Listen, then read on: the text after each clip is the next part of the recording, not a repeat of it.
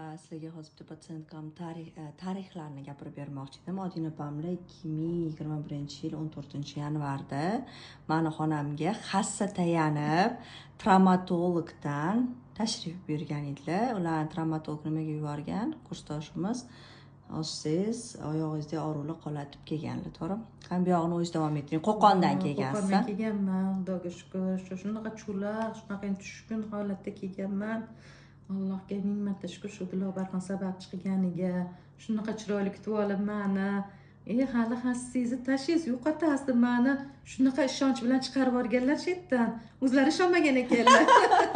Shunaqangi chiroyli, mana o'zimdan o'zim xursandman. Avvalo sababchi qilgan. Eng yomon menga ta'sir qilgan narsa bular 68-yil, ya'ni yoshingiz nechida? 54. Endigina 54 ga kirgan, o'sha paytda 53 ga kirgan ayol hassaga tayanib, zo'rg'a cho'loqlanib, ikkinchi etajga zo'rg'a chiqib, zo'rg'a harakat qilganlar, to'g'rimi? Rosa yig'lagan, tushkunlikka tushgan, keyin sababini bilsak, bu yerda klimaks ham bo'layotgan ekan, yallig'lanishlar kuchli va bularni yechintirib ko'rganimizda bo'yinlaringizni ayting, qorayib, shunday so'gal toshiyotgandi ham oyog'imga. so'gallar Ana hozir bo'ynlarim rosa chiroyli, qoralardan asorat yo'q, qo'llardagi qoralar ancha kamaygan-da, ishlarim qaytgan, ishlar qaytgan.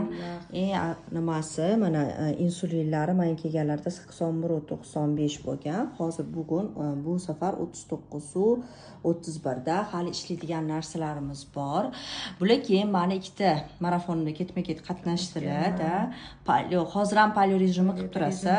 Hozir ham. O'rganib qoldingizmi shunaqa ovqatlanishga? Eng zo'r yo'l mana shu ekan. Ozishlik uchun, sog'lom yurishlik uchun paleo dieta ekan. Sariyog yeb ozyapti. Sariyog yeb, qovoplarda yeb ozib yurar ekanmiz.